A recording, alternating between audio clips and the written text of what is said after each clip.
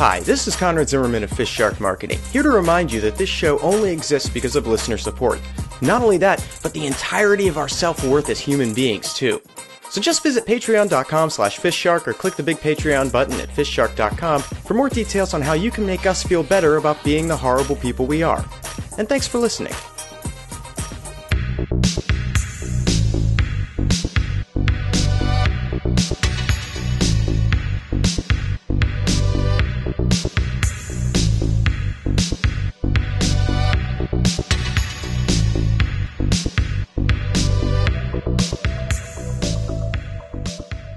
I've seen this whole sexy hamburglar thing going on, and I'd like some answers, to be honest. I'd like to know who was behind it, I'd like to know how it got approved, and I'd like to know how none of our ideas, in a similar vein, got through. Why is it okay for McDonald's to suddenly reinvent the Hamburglar from this mad, cherub-faced, buck-toothed, ugly-looking robble thing to this stubbly, glistening, tight-shirted, sexy-looking Calvin Klein model fuck? I'm infuriated, frankly, because it's not as though we haven't been trying to make mascots for other companies a little, sexier, a little hipper for years. And here we see this just sort of staggering transformation in the mascot, in the tone for McDonald's. And I'm left wondering, what the fuck? I mean, why not us? Why wasn't us? This movement, Conrad. It was us who brought sexy back to this industry. It's true. I mean, they haven't all been successes. We can admit that. That's true. I mean, Ron Paul as the trick, replacing the Trix Rabbit. I thought it was a good idea. I thought it was really going to hit the youth demographic in a way that we hadn't seen. We thought that 7-year-olds found Ron Paul sexy. Libertarianism is sexy, right? The free market, that gets me hot, and I can see how it would, translate to kids. Just you saying free market has me rigid like an air conditioning unit. I mean, kids hate rules. Right? Right. That means they should love it. Ron Paul hates rules. Nothing says deregulation like Ron Paul. And nothing says Ron Paul like Trix cereal, which I admit did kind of undermine itself because there is very strong rules in association with Trix, which is ultimately why the campaign failed, because as soon as Ron Paul was told that Trix were for kids, he kicked over the table with the cereal on and said, I'm not doing this shit. Why can't I have them? It was such a fantastic opportunity, but yeah. You can't say silly Ron Paul Tricks are for kids. No. And not have him kick off. Yeah, no, it was, it's a shame. But, for the best, I guess, that he decided it wasn't worth it in the end. Yeah. What can you do? They aren't all gonna be hits. Well, no, but I'm just annoyed that so often companies want to modernize their mascots and their looks for a new generation. And all of our efforts have been thrown away in favour of what I feel are just far too safe, far too ordinary ideas. I mean, the idea of introducing the sexy pedigree chum dog, I thought was going to be a smash hit, but apparently people don't want to see a sexy dog. They don't want to see a dog clean-shaven, with lipstick on, and a garter belt, and hair extensions. I found it baffling. Actually, I couldn't figure out why that didn't hit. I mean, those hair extensions were bomb. Yeah, I mean, you'd think with that dog on the packaging, like anyone who brings their pet to the pet store, and we all know that a lot of people bring their dogs into the pet store. I mean, that's commonplace. That dog's immediately going to be attracted to the sexy dog, and that's the dog food they're going to insist be purchased. Yeah. I don't know why it didn't work. I mean, my instructions to Dr. Nightscream were very simple. Take this Labrador, turn it into something I'd want to fuck. And to be honest, he did the trick. I mean, I didn't, but I wanted to. Well, and then there was Medic Alert. I just can't understand how that went wrong. It was such a simple twist on an old classic. With the woman, I've fallen and I can't get up, that ad. I mean, that was already just a known quantity. It just needed a tweak. It was already quite sexy. Yeah. As well. I mean, she's in bed. She falls out of the bed. Falls out of the bed, probably looking for sex. She's in her sleepwear, It's, naughty nightgown. Single woman. And I can't get up. Can't get up. Maybe some strong fireman's going to help me up because my husband's died. Right. And so, okay, so we changed the sleepwear a little bit to something a little more modern, something a little lacy. Little sultry. Yeah, shows off the assets a bit more. Big deal. And okay, yeah, so we changed it from the bedroom to the living room. But, we put the stripper pole in. Yeah. To sort of be the explanation instead of falling out of bed. Because, I mean, the elderly of today, they're active. They're sexy. They're so much more cosmopolitan than society would have us believe. Exactly. I don't think I've been to any old woman's house that doesn't have a stripper pole in the main room. And I don't think I've met an old lady that doesn't want to flake what her mother gave her. But they all have that concern that one day they're going to slide down that pole a little too fast and they're going to break their hip. I mean, it happens. Exactly. I've fallen and I can't get up. And, the people around me are still just pushing fivers into my thong. I mean, the fact that people weren't excited about that commercial eludes me completely. I mean, she falls, the fog music hits, the club music is pounding. Yeah. The lights are shining. Kanye West is in the background just going, yeah. I mean, it got my heart racing. Yeah. Yeah. No, that was a great spot. And yet, absolutely no reaction from the people at Medic Alert when we showed it to them. Yeah. And yet, Sexy Hamburglar becomes a big internet phenomenon that we don't get a part of. It's atrocious.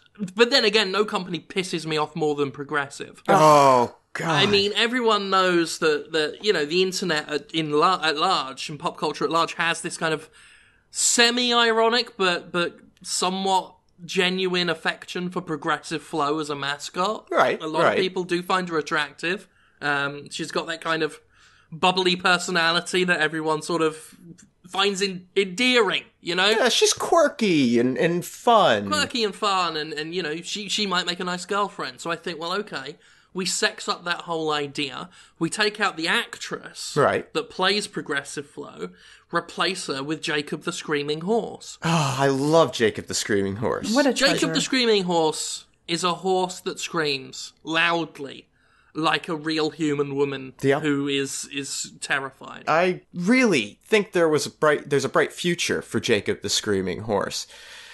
For whatever reason, though, this didn't work. I don't get it. I mean, it's Progressive Flo. Really, it's one of those situations where you would think if you liked Progressive Flo, you're gonna love Jacob the Screaming Horse. Yeah, Jacob the Screaming Horse is when he gets going. You're just drawn into it. You're captivated. You can't look away. Mystery of am I really hearing a horse or, a woman who's lost a baby? Right. Like there's something just and the customers are there in that sort of big white room that's representing the Progressive company, shopping for insurance, and this horse clops in and just goes, "Ah!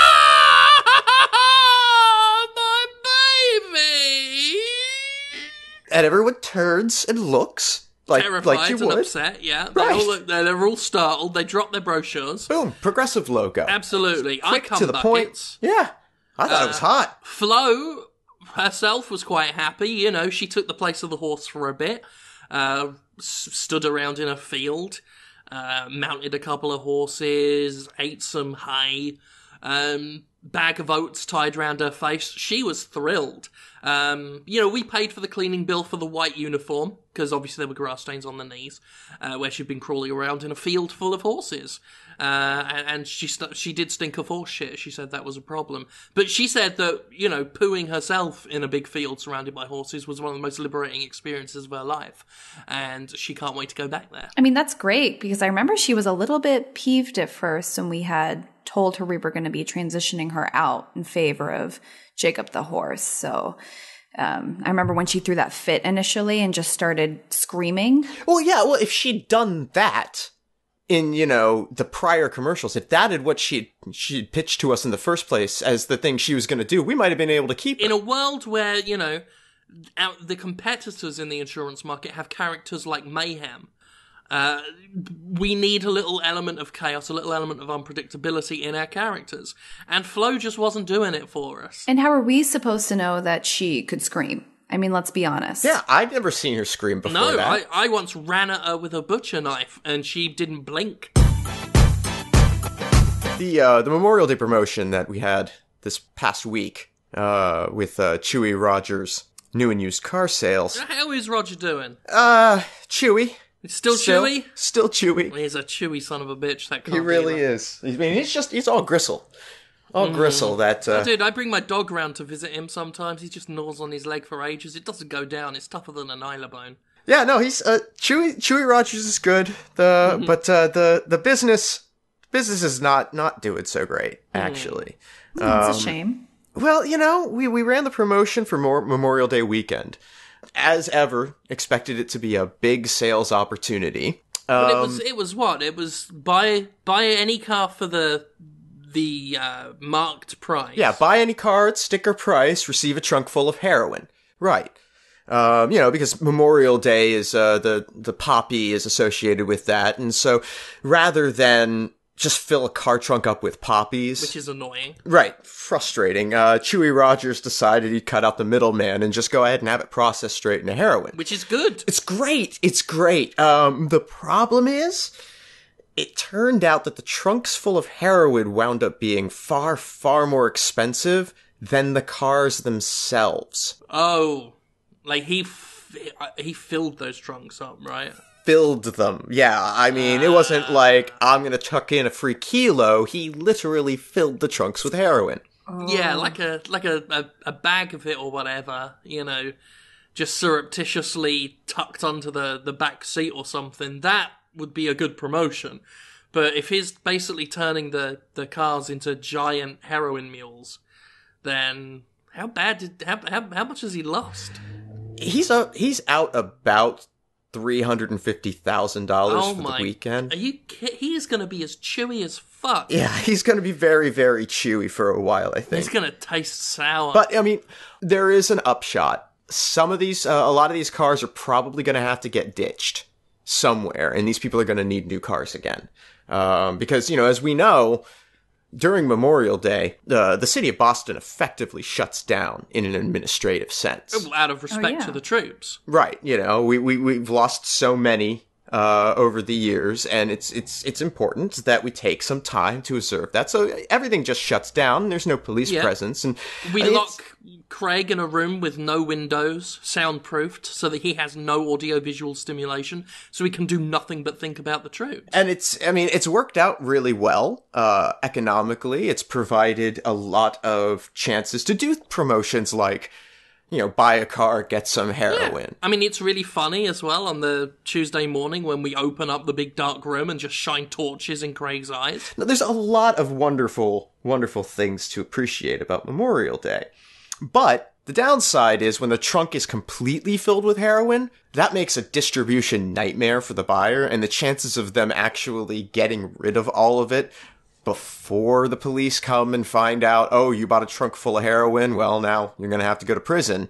Well, that's pretty it. low. Yeah. I mean, I know of a couple of cops who are actually looking to buy cars. So they're going to be in trouble if by Tuesday they've still got, even half of that heroin left. Right. So they're going to have to shoot themselves up. They're going to have to get the kids and the wife to help out. It's going to be like, come on, everyone as a family, pitch in. Get this heroin down yourself. Even then, that's going to be no small feat to accomplish. So no. I think a lot of cars are going to wind up on the sides of roads, unclaimed, unidentifiable, probably on fire, which is going to cause a huge upswing in the need for additional used car sales. So he may come out of this. Yeah, I mean, to be honest, the Memorial, especially in Boston, since we enacted the whole sort of lawlessness angle in memoriam of those who gave their lives to protect our country, God bless them. The upswing is that generally the Memorial Day sale is nothing compared to the post-Memorial Day replacement sales that he makes and gets to sell those cars at full price. The benefits to the local economy of the post-Memorial Day sales events is really excellent. It's awesome. I mean, glazers come in and then get to repair damage to windows. Stockists get to make up all the stuff that's, been looted. Not to mention the booms that plastic surgeons get. I mean, Night Scream's side business alone easily clears a couple of mil over next week. There's no time of year we see more disfigurements in the city of Boston than Memorial Day. It makes me so proud. Yeah. We've really done a lot in this city for the troops. Oh, always for the troops. It's God bless them. Send the boys back home, please. It's wonderful that we can find so many ways to pay homage to their memory and the sacrifices that they made so that we could live on. Yeah, live on to burn and steal and smash everything up. And lock Craig in a room. Fucking Craig. Well, he's such a dick. Did we ever let him out? Oh. Huh? Yeah, it'll be fine. Yeah. We'll just wait till next week. Or July. All right, so we've received a number of complaints, again, for our boy Mario Lopez. I don't know about that boy. I really don't. He doesn't learn. No. He's never going to be a bad boy. It doesn't matter how many times you wander into a walking tour of Boston and begin heckling the guide. He's too nice. He's too polite about it. The corrections that he gives are accurate and to the point and thoroughly researched. So he's not actually hurting the tour at all. Like, it mildly frustrates the tour guide, but everyone who's actually on the tour with him when he does this winds up feeling pretty good about the experience. Yeah, I mean, well, the museum has actually kind of asked him to go on and be a tour guide, just because he seems to know so much about local cultural history. And the tour guides themselves have improved based on his corrections. So he really has only helped the local museums. And in fact, one of the complaints was from the city of Boston itself, asking us or requesting that we put him in the museum full time, and that we haven't yet. They want him there. Yeah, I told them they can't have him. That was a spectacular backfire on his part. Even the more annoying things are just that, they're annoying. He really still hasn't managed to cultivate this image of himself as a rebel without a cause. I mean, going into a library and just with a pen and contradicting everything in the non-fiction section just gets you thrown out of the library. Nothing else. I mean, you can get a book on the BTK killer and say, get the first sentence in the 1970s, Dennis Rader terrorized Kansas with his trail of destruction, and yet you can scribble in, no, he didn't. But what really have you proven there? Especially since the next person who picks up that book and sees that, they don't know who wrote that in. No.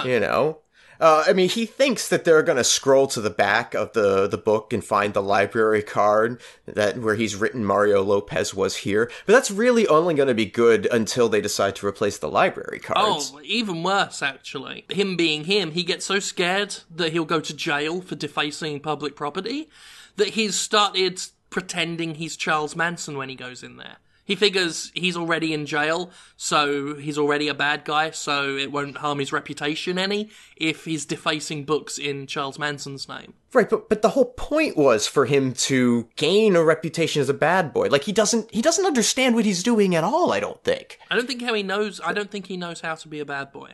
I've actually tried to put him in touch with Corey Feldman.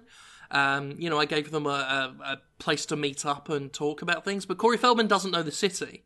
So he never got there. I found him down at the bog receiving leeches for syphilis from the shaman that lives out there. And he thought that was Mario Lopez. They were both talking about Saved by the Bell. Apparently the Boston shaman of the bog is a keen fan of, to be honest, more of a fan of Saved by the Bell the college years, but obviously is familiar with the early work. Hey, if only we could get Mario Lopez syphilis. Like, that would solve the whole problem. I've tried. No luck. You can't get him to contract syphilis. It doesn't take to him.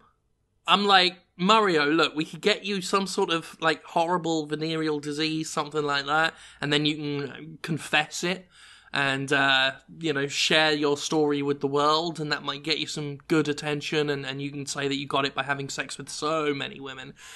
And no matter where I'm sticking it, it comes out clean as a fucking daisy. Unbelievable. No. Comes out quite literally smelling of roses, even if I stick it in a pig's ass. It frustrates me because instead of that idea, he was like, no, I'm going to do something even better.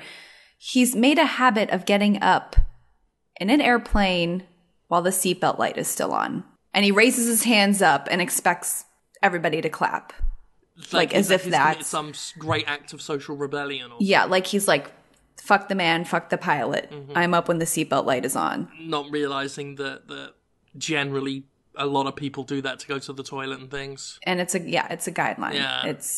I told him this. I was like, if you really want to break air law, you bring the cigarettes on, you bring the gun on, No. He refuses. He just wants to stand up. Well, he doesn't smoke and he doesn't like guns. Well, and he refuses to talk back to the flight attendants. Time and again, I told him, all you have to do is pick a fight. All you have to do is be belligerent. Just a little bit. Just a little bit of, hey, sweet cheeks, why don't you get over here and get me a drink? That's all it would take. Just entirely too respectful. Can't bring himself to do it. Well, here's the thing. He picks fights with the flight attendants shown on the video on the little TV in the back of the chairs. Right, that's where, because he feels comfortable with that. It can't react. They'll say on the pre-recorded message, welcome to American Airlines, and then he'll mutter under his breath, kind of hoping the passenger next to him hears. He'll just mutter, more like American unfair lines. Yeah, and I've seen him try with the flight attendants, but it's always something like a drink. He'll just ask them to take it back, and he'll be like, I said ice. Like, all firmly, like, I said ice. Mm-hmm. And that's as far as he'll go. And I'm pretty sure that the attendants just apologize and get it to him, and then he thanks them cordially, like he always does. Oh, yeah, of course. Yeah, probably profusely apologizing for snapping. I've seen him try that in restaurants as well. I just don't understand how anyone can possibly be this, righteous. Yeah, I mean, the worst part for me is when he's just kind of lying, but not really. When he's driving around town with a seatbelt on, but he's wearing a t-shirt that has, I'm not wearing a seatbelt written on it. Yeah. He quite literally has never been stopped by a cop on the road. Well, he doesn't exceed the speed limit. He always signals when he's changing lanes. Yeah. I mean, just once I'd like him to cut somebody off. Just once. I don't think that's asking for too much. Or at least be annoyed when he's cut off. No, it's just like, oh, yep, you're right, I was moving a little slow. Yeah, well played, friend. I'm sick of dealing with it. Right now I'm juggling with fucking problems with Jeremy Renner, who wants to keep stuffing live bumblebees down his dick. And I'm getting calls from Mario Lopez, who's upset because he can't get in trouble. And I'm like, well, have you tried stuffing live bumblebees down your dick? And he's like, oh, no, that'd hurt. Renner's doing it.